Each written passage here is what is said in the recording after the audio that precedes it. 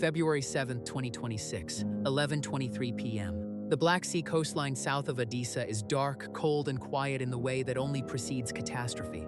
22 Iranian-designed Shahed 136 loitering munitions are airborne, launched from mobile platforms in occupied Crimea and Russian-controlled territory near Henichesk. They fly at approximately 180 kilometers per hour.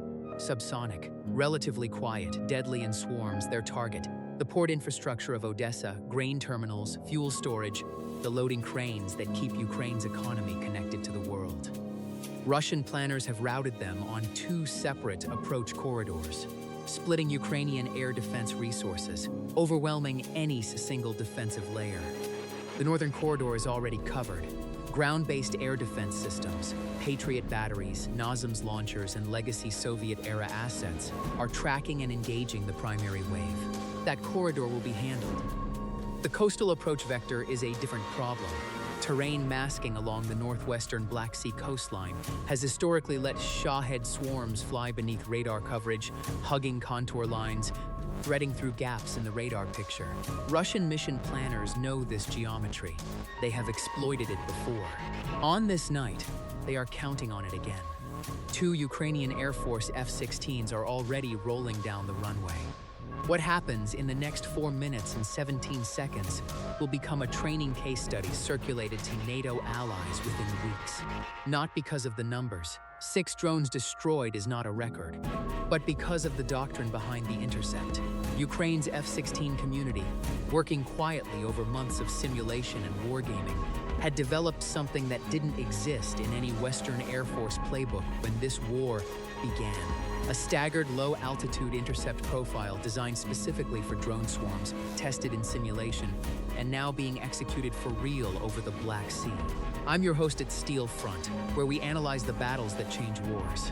Tonight, we break down the Odesa night intercept of February 7th, 2026, the F-16 mission that revealed how Ukraine is rewriting the rules of air defense one sortie at a time. Real tactics, real consequences. Steel Front. The Shahed 136 is not a sophisticated weapon by the standards of modern aerospace. Engineering.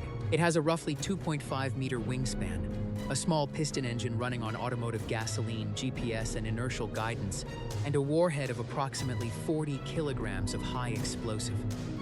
Unit cost estimates from Iranian production lines put it somewhere between $20,000 and $50,000 US per airframe, though Russian procurement of Iranian designs and domestic production variants have complicated those numbers.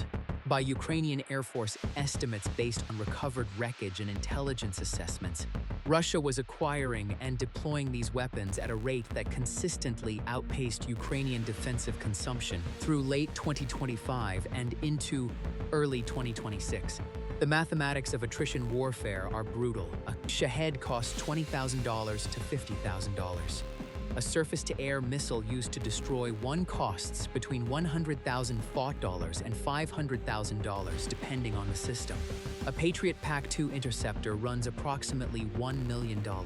Firing $1 million missile at a $25,000 drone is economically unsustainable at scale, and Russia has been launching these weapons in mass raids precisely because Ukrainian air defenders cannot afford to shoot a premium missile at every target in a 22-drone swarm.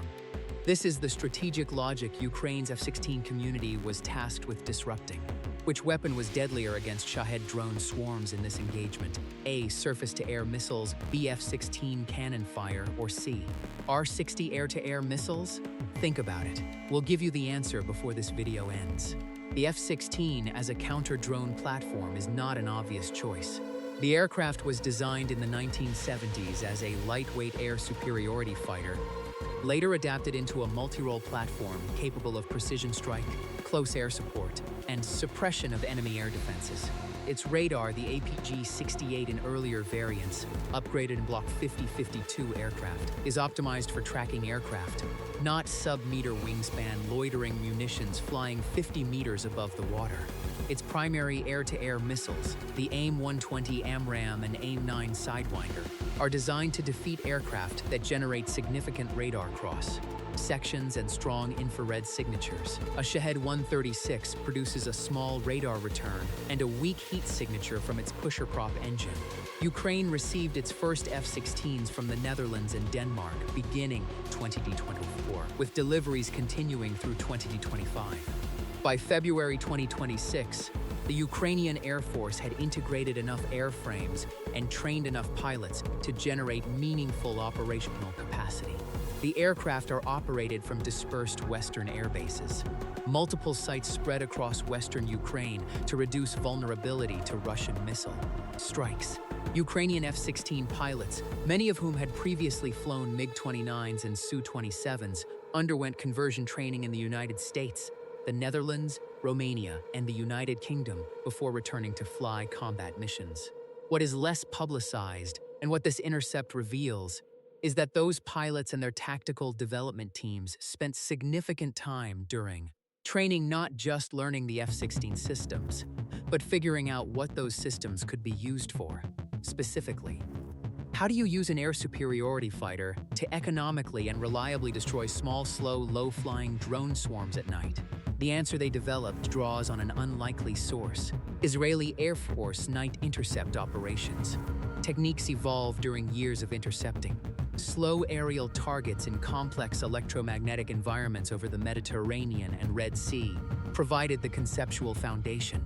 Ukrainian tactical planners, working with allied advisors and their own combat experience, adapted those concepts to the specific threat geometry of Shahed swarms approaching the Ukrainian coast.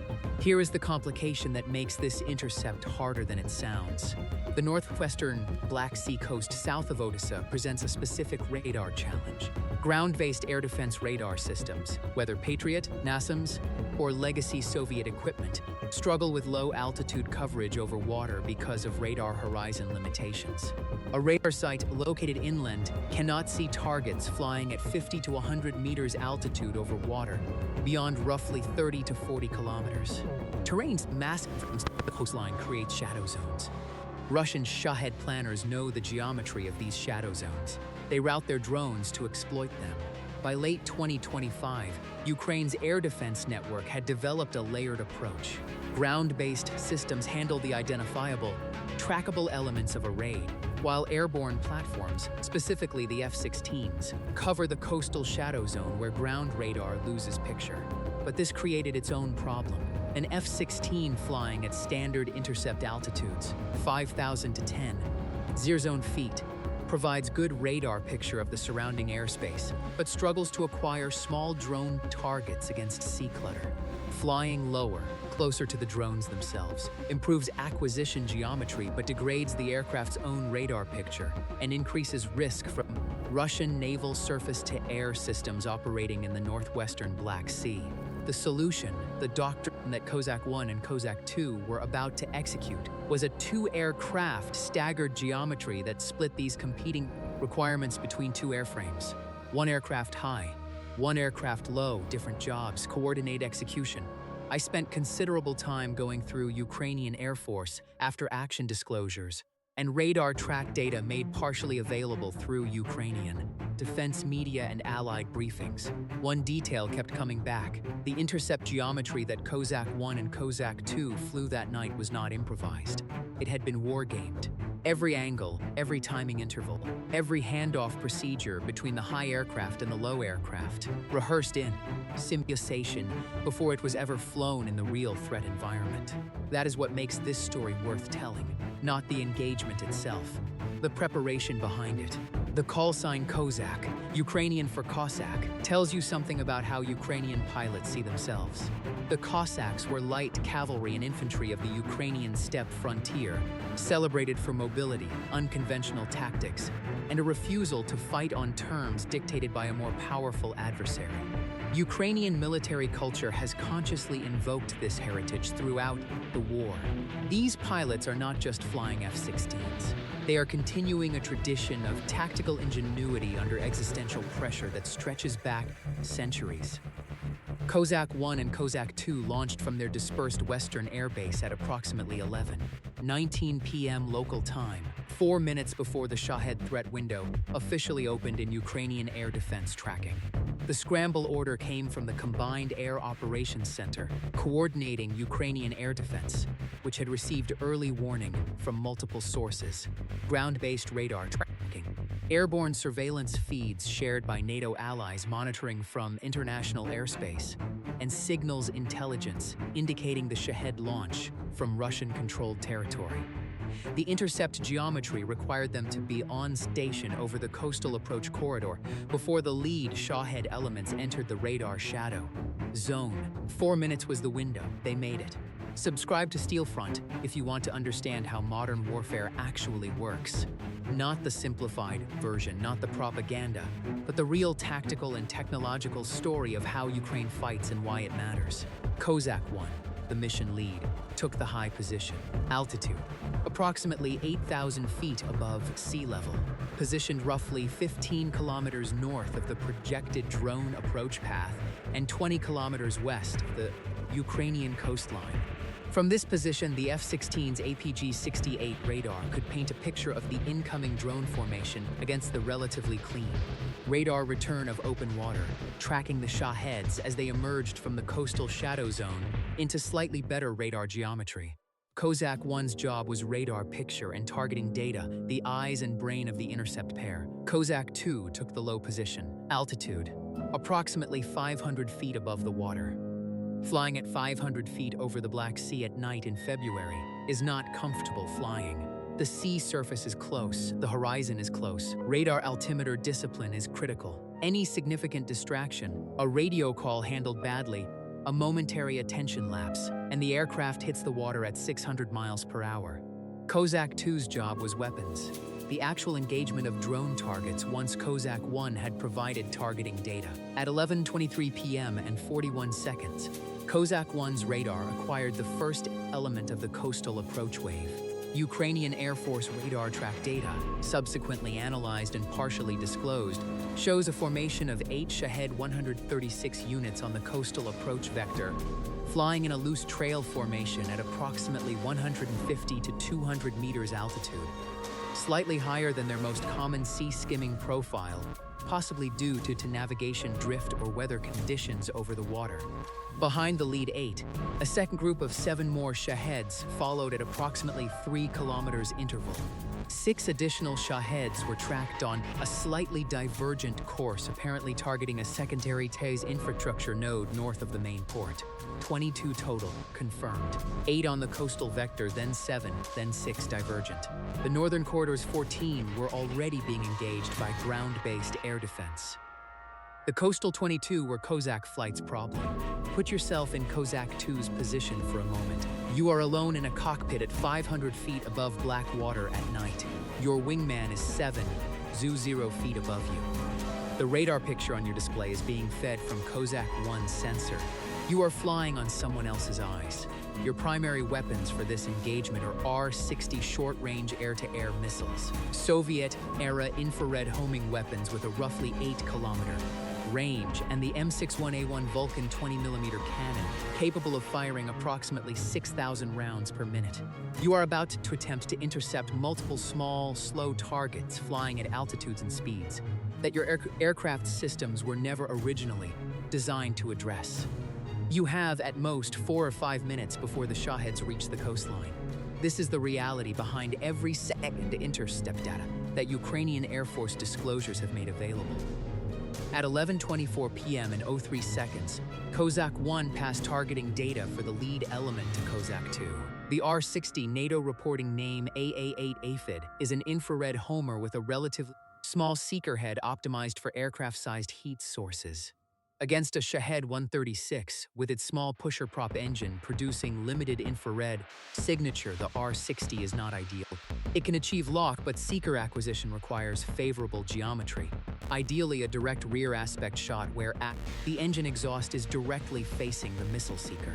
KOZAK-2 maneuvered to achieve rear aspect geometry on the lead Shahed. At 500 feet altitude over water, maneuvering aggressively is constrained. You cannot pull hard without risking flight into the sea.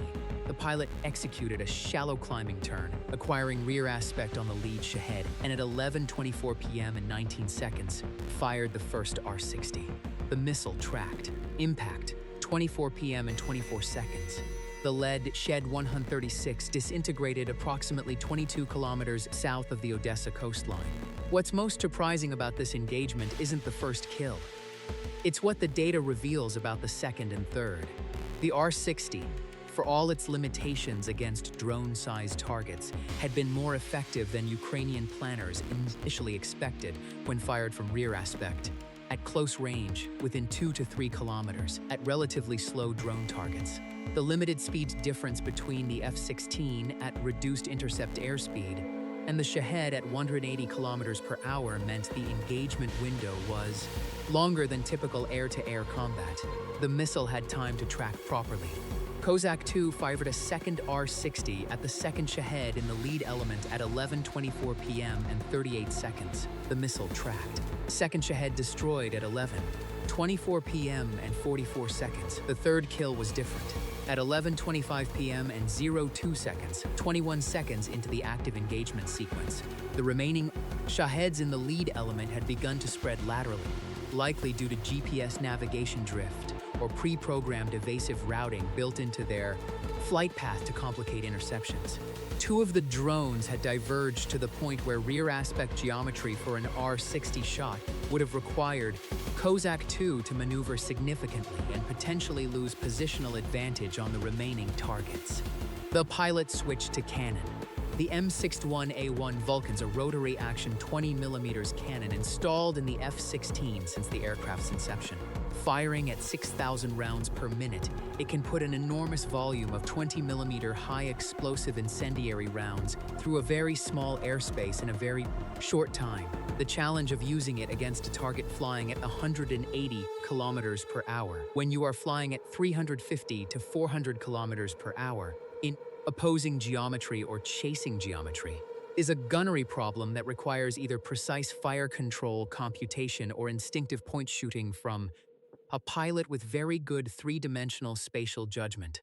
KOZAK-2 used cannon on 3 of the 4 remaining targets in the lead element between 11:25 p.m. and 11:26 p.m. and 34 seconds. The gun runs were conducted in 2 passes, a first pass engaging 2 Shaheds with brief bursts, then a break and repositioning maneuver, then a second pass for the third cannon kill.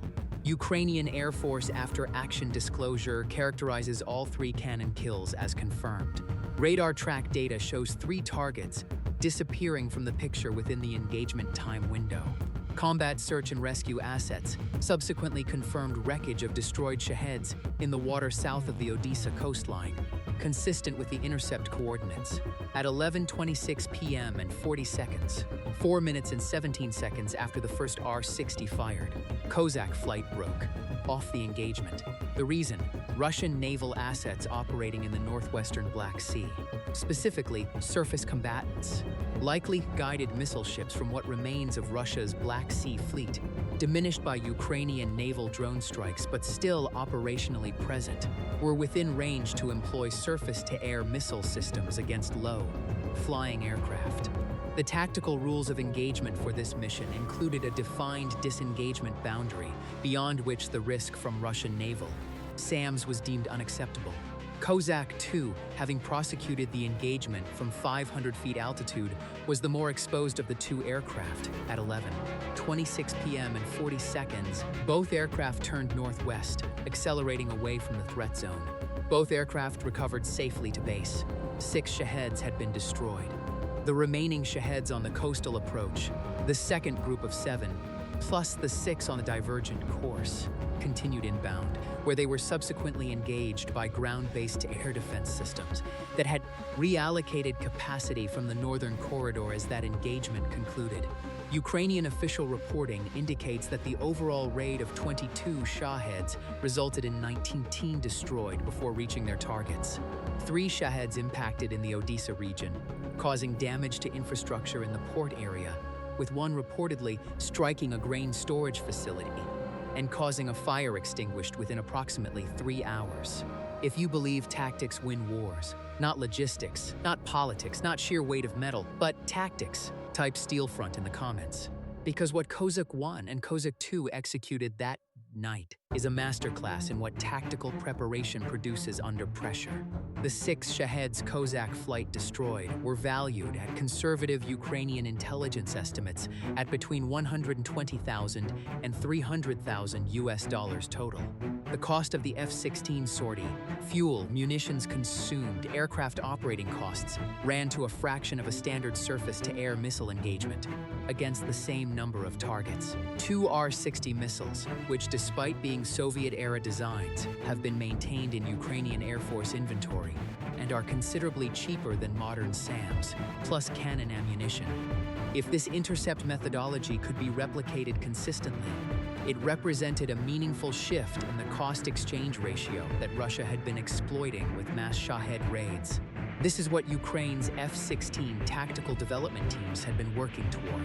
Not a silver bullet, not a complete solution to the Shahed threat, a more economical tool in a layered defense architecture. Here's the take that might generate some pushback. The development of this doctrine was not primarily a Ukrainian achievement in isolation. It was the product of what happens when a highly motivated military with genuine combat experience gets access to Western training pipelines, Israeli tactical knowledge, and the operational freedom to experiment. Ukraine brought the combat experience and the urgency. The West brought the platform and some of the intellectual foundation. The synthesis produced something neither party would have developed alone on this timeline. That's worth saying directly, because the narrative of Ukrainian innovation often underplays the collaborative nature of what has actually been developed. And the narrative of Western weapons transfers often underplays the degree to which Ukrainian combat experience has pushed those weapons beyond the operational envelopes their designers imagined. The R-60 missile is an instructive example. Designed in the Soviet Union in the 1960s and 1970s as close-range infrared missile for aircraft targets, it was never intended for use against loitering munitions. Ukrainian pilots discovered, through wargaming and limited operational experience before the F-16 became available, that the R-60's seeker could achieve lock on the Shahed 136 under specific conditions. Rear aspect shots at close range where the engine exhaust provided enough infrared signature. They built that discovery into a doctrine. That is not what the Soviet defense establishment built the R-60 to do. It is what Ukrainian pilots figured out. Now here is the layer of this story that didn't make the initial press coverage. The Intercept on February 7th was not the first time KOZAK-1 and KOZAK-2 had executed this specific staggered geometry. It was the fourth. The previous 3 had been operational test sorties on nights when the Shahed threat did not materialize in the coastal approach corridor, essentially live practice runs where the 2 pilots flew the geometry in the real environment, against no targets. Ukrainian Air Force planners had deliberately structured this as a progressive validation process. Simulate the intercept, fly the geometry in real conditions without targets, then execute. When the targets came, the procedure was automatic. What do you think? Does the deliberate, methodical wargaming and rehearsal process Ukraine applied here reflect a fundamental shift in how a military under existential threat learns and adapts? Or is this simply what any competent military does? Comment your take. Every response gets read by the team. The obstacle that almost prevented this outcome wasn't enemy action, it was weather. I want to be specific about this because it reveals something important about what separates doctrine that works on paper from doctrine that works at night over the Black Sea in February. The Black Sea in February generates fog banks along the coastal zone that can develop rapidly and create zero visibility conditions at low altitude with minimal warning. On the nights of the first 3 KOZAK flight geometry practice sorties, weather conditions were acceptable, broken cloud cover, visibility workable for low-altitude operations. Sea state calm enough that radar altimeter performance was reliable. On the night of February 7th, the picture was different. A warm air mass moving north off the Black Sea had been generating localized fog patches along the coastal zone since approximately 8 p.m. The forecast for the 11 p.m. to midnight window called for degraded visibility at low altitude. The exact altitude KOZAK-2 was going to be operating at. The decision to launch despite the degraded visibility forecast was made at the Combined Air Operations Center level, not by the pilots. The meteorological assessment was that the fog patches were intermittent rather than continuous, and that the specific approach corridor KOZAK-2 would be operating over was forecast to be in a gap between two fog patches for the relevant time window. This assessment was accurate. KOZAK-2 encountered no significant visibility degradation during the engagement, but it was a forecast. It could have been wrong. KOZAK-2's radar altimeter and cockpit instrumentation provided the primary safety margin at 500 feet altitude in degraded visibility. The pilot was operating on instruments, trusting the altimeter, trusting the radar picture being fed from KOZAK-1, and trusting the weather forecast that said the visibility gap would hold. It held. But here's what this tells us about the operational reality of Ukraine's air defense mission. The decisions being made in this war, at every level, are being made under uncertainty, with incomplete information against a threat timeline that doesn't wait for ideal conditions. Ukrainian commanders and pilots have become extraordinarily capable of making fast, well-calibrated risk assessments under pressure. This isn't unique to this mission. It is the institutional character that 3+ years of existential warfare have forged in the Ukrainian military. The common version of what Western weapons have done for Ukraine gets one key detail wrong. It isn't that Western weapons made Ukraine capable of doing things it couldn't do before. It's that Western weapons gave Ukrainian capability, which already existed and was being demonstrated with what Ukraine had. Better tools to work with. The F-16 gave KOZAK-1 and KOZAK-2 better radar altimetry, better fire control computation for the cannon, and a more survivable airframe than the Soviet-era aircraft they had previously operated. What they brought to the F-16 was tactical ingenuity, combat-forged judgment, and a specific understanding of the Shahed threat geometry that no Western pilot's training pipeline had produced, because no Western pilot had spent 3 years flying night air defense missions against Shahed swarms under Russian electronic warfare suppression. The synthesis is what matters, and the intercept on February 7th is evidence of that synthesis operating at a high level. By the time KOZAK-1 and KOZAK-2 were recovering to base, Ukrainian Air Force intelligence officers were already reviewing the radar track data from the engagement. What they found confirmed the pre-mission planning assumptions, but also surfaced one unexpected element: the second group of 7 Shaheds on the coastal approach. The group that came after the lead 8 KOZAK flight engaged had altered their course, slightly following the destruction of the lead element. The course alteration was minor, approximately 3 to 5 degrees south, but it was directionally consistent. The remaining Shaheds appeared to have slightly deviated away from the area where the lead element was being destroyed. This is not confirmed as programmed behavior. It may be coincidence, GPS navigation drift, pre-programmed waypoint spacing that happened to produce a southerly deviation at that point in the flight profile, or actual sensor-driven behavioral adaptation, if the Shahed 136 variants in this raid were equipped with detection capabilities reported in some Iranian export variants. Ukrainian Air Force intelligence declined to characterize the deviation definitively in their disclosures. But the question it raised was significant. If subsequent Shaheds in a swarm can detect the electromagnetic or acoustic signature of intercept activity and deviate, even slightly, to avoid the engagement zone, the staggered intercept geometry becomes a one-use tactic for any given raid. KOZAK flight gets the lead element. The following elements know, or sense, to go around the kill zone. This is the open tactical problem that the February 7th engagement left on the Ukrainian Air Force's planning table. And the fact that they disclosed of enough information about it to allow Allied analysts to identify the issue reflects a level of intellectual honesty about operational results that is itself worth noting. Ukraine is not claiming that F-16s have solved the Shahed problem. Ukraine is demonstrating that F-16s, properly doctrinalized, are a more economical and flexible element in a layered defense architecture. while simultaneously flagging where the next layer of the problem begins. By the morning of February 8th, Ukrainian General Staff reporting had characterized the overall February 7th raid as follows. 22 Shaheds launched, 19 destroyed, 6 by KOZAK flight, 13 by ground-based air defense systems. 3 Shaheds impacted infrastructure in the Odesa region. No civilian fatalities were reported in connection with the raid, though the impact on the grain storage facility resulted in significant property damage, assessed at several million hryvnia equivalent. The port infrastructure, the primary target of the raid's planning, was not significantly affected. Operations at Odesa port continued normally on the morning of February 8th.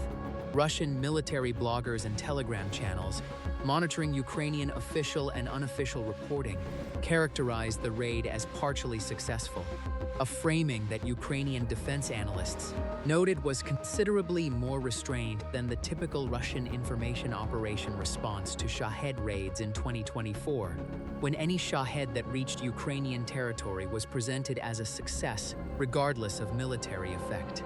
The shift in framing suggested some Russian awareness that the cost-benefit calculation of mass Shahed raids against Odesa's port infrastructure was being affected by improved Ukrainian intercept capability. This is important strategic context. Russia has used Shahed raids not only as kinetic weapons but as economic warfare tools, forcing Ukraine to consume expensive air defense missiles and divert military resources to protect civilian infrastructure. A more economical intercept method, cannon and short-range missiles from F-16s, changes that calculation, not eliminates it, changes it. The cost-exchange ratio improvement, while meaningful, has limits. F-16 sortie generation is constrained by pilot availability, airframe maintenance requirements, spare parts supply chains, and the dispersed basing posture that protects the aircraft from Russian missile strikes, but also creates logistical complexity. Ukraine cannot scramble F-16s for every Shahed raid, every night, at every approach vector. Ground-based air defense remains the primary and indispensable layer. What the F-16 intercept capability adds is a flexible, mobile capability that can cover specific threat vectors, like the coastal approach corridor south of Odesa, where ground-based systems face geometric disadvantages. One detail in the after-action reporting stayed with me. In the radar track data analysis, there is a 23-second gap in KOZAK-2's radar track between the second R-60 kill and the beginning of the first cannon pass. 23 seconds is a long time in an active air engagement. The Ukrainian Air Force disclosure does not specifically characterize what KOZAK-2 was doing during those 23 seconds, but the engagement geometry, plotted from the available track data, suggests the aircraft was executing a repositioning maneuver, a rapid heading and altitude change to acquire optimal attack geometry for the cannon. Engagement on the remaining Shaheds, which had spread laterally while KOZAK-2 was prosecuting the missile shots. 23 seconds to go from missile engagement to repositioning to gun solution. At night, at 500 feet above water, against multiple small targets spread across a 2-kilometer lateral band. The pilot was not flying this from a procedure manual. This is where 3 years of combat experience, simulator hours on the specific intercept geometry, and something that can only be called tactical instinct combine. You can train the procedure. You cannot train what makes a pilot execute it correctly under those specific conditions on that specific night. KOZAK-2 executed it correctly. What would NATO have done differently with the same platform and the same threat? Comment your tactical analysis. Our team reads every serious engagement, and the best analyses get featured in future scripts. The broader implications of the February 7th intercept for NATO doctrine are significant and have been discussed in allied military circles since the after-action reporting began circulating in mid-February 2026. NATO's existing counter-UAS doctrine is predominantly ground-based, relying on electronic warfare, directed energy weapons at the experimental stage, and surface-to-air missiles. The use of fixed-wing fast movers in a dedicated counter-drone role, operating at low altitude over complex terrain at night, has not been a primary focus of NATO's operational concepts for the European theater. Ukraine, by necessity, has developed exactly this capability. The methodology, The staggered two-ship geometry, the division of labor between a high radar platform and a low weapons platform, the doctrine for radar handoff and engagement sequencing, is directly transferable to any NATO Air Force operating F-16s, which includes the Netherlands, Belgium, Denmark, Norway, Portugal, Greece, Romania, and others. Within weeks of the February 7th engagement, the Ukrainian Air Force had prepared a classified training document summarizing the staggered intercept geometry, the R-60 employment parameters against Shahed targets, and the cannon gunnery solutions developed through simulation and operational experience. That document, by Ukrainian and allied accounts, was shared with partner air forces through established NATO defense cooperation channels. Ukraine is not just defending itself. Ukraine is generating doctrine that NATO's Cold War-era training pipelines never developed because the threat, a peer adversary using mass swarms of cheap loitering munitions against critical infrastructure, was not the primary planning scenario for Western air forces focused on high-intensity air-to-air combat or close air support. The February 7th intercept will be studied in NATO air warfare centers for years. Not because of the number of drones destroyed. 6 in 4 minutes is impressive, but it is not war-ending. It will be studied because of what it is: a systematic, disciplined, methodology-driven answer to a specific tactical problem, developed by a military operating under existential pressure, funded by Allied support, informed by Allied doctrine, and executed by pilots who have turned combat survival into institutional knowledge. KOZAK-1 and KOZAK-2 landed safely. The aircraft were inspected, refueled, re-armed. By the following night, they were back on the alert roster. The port of Odesa opened for business at 6 a.m. on February 8, 2026. Grain loaded, ships departed. The economic lifeline held for another day. Russia will launch more Shaheds. The raids will continue. The challenge of drone attrition warfare is not solved by any single engagement, no matter how well executed. But every night that Ukrainian air defense, ground-based, and now airborne, forces Russia to expend more Shaheds per unit of damage delivered against Ukrainian infrastructure, the economic and industrial logic of the Shahed campaign erodes slightly. Russia has finite production capacity. Iran has finite export willingness. Ukraine has finite patience with being targeted. And Ukraine has something Russia has consistently underestimated: a military that treats every engagement as a lesson, that writes it down, that shares it. That wargames the next one before the current one is even finished. Here's a note for those of you following the broader drone warfare picture. We cut a significant segment from this script on the specific radar countermeasures. Ukrainian F-16s have reportedly been testing against Shahed navigation systems.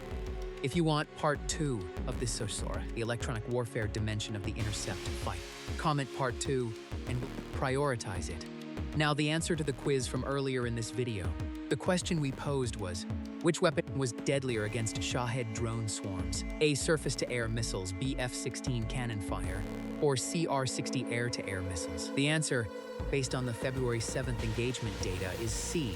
R-60 air-to-air missiles, for the specific engagement parameters executed by KOZAK-2. 2 R-60s produced 2 confirmed kills in 25 seconds. 3 cannon passes produced 3 confirmed kills in 92 seconds. Still extraordinarily effective, but the R-60, when fired from the correct rear aspect geometry at close range against a Shahed with its engine exhaust directly facing seeker, achieved higher time efficiency per kill. The cannon is more economical in cost per kill. 20mm ammunition is cheap relative to any missile, but the R-60 allowed KOZAK-2 to stay further from the threat and engage more rapidly in the initial phase. The tactical conclusion Ukrainian planners drew: lead with R-60 for the most geometrically accessible targets. Transition to cannon for targets where missile rear aspect geometry cannot be achieved without excessive maneuvering. Both weapons earned their place in the doctrine. The tactical lesson of the Odesa night intercept can be stated simply: preparation is the decisive weapon. The staggered geometry, the simulation hours, the progressive validation sorties, the weather assessment, the radar handoff procedure, all of this existed before KOZAK-1 and KOZAK-2 took off on February 7th. The 4 minutes and 17 seconds of active engagement were the visible tip of months of invisible preparation. This is what serious military organizations do. They prepare for the fight before the fight comes. Was the decision to fly the engagement with degraded low-altitude visibility the right call? The outcome says yes, but the outcome is not the test. The process is the test. Was the risk assessment methodology sound? Was the decision made with appropriate information? Those questions don't have a clean answer from the publicly available data. Could Russia have prevented this intercept through different tactical choices? The answer is more interesting than it might seem. A different Shahed routing, lower altitude, more aggressive terrain masking, shorter time from coastal threshold to target would have given KOZAK flight less engagement time. A larger swarm on the coastal vector might have saturated the two-ship intercept capacity. Electronic warfare degradation of the F-16 data link feeding radar picture from KOZAK-1 to KOZAK-2 could have broken the geometry. Russia had options it did not employ. Whether this reflects planning failure, intelligence failure about Ukrainian F-16 intercept capability, or deliberate restraint for reasons not visible in the information, is unknown. What would you have done differently as the Ukrainian Air Defense Commander allocating assets on the night of February 7th? The ground-based allocation to the northern corridor left the coastal vector entirely dependent on 2 F-16s. That call worked. Would you have hedged differently? Subscribe to Steel Front, because we break down the battles that textbooks will study for decades. Not the clean version, not the simplified version. The real tactical story with the uncertainty and the complexity and the human decisions that determined outcomes. That's what this channel is for. That's what modern warfare analysis requires. The Black Sea coast south of Odesa is quiet now. The water holds the wreckage of 6 Shaheds in shallow depths where the coastal shelf extends south before dropping away. The port runs normally. The cranes load grain, the ships move. In a dispersed airbase somewhere in western Ukraine, 2 F-16s sit armed, fueled, and ready on alert. The pilots are sleeping, probably. Or they are in a briefing room reviewing the next radar track package, looking for the next approach vector, wargaming the next intercept geometry. Russia will launch more drones. Ukraine will intercept them. And every time Ukraine intercepts them more efficiently, more economically, and with better doctrine than the time before, the mathematics of this war shift slightly in Ukraine's favor. Silent reminders that modern warfare punishes tactical mistakes without mercy. Stay vigilant. Real tactics, real consequences. Steel Front.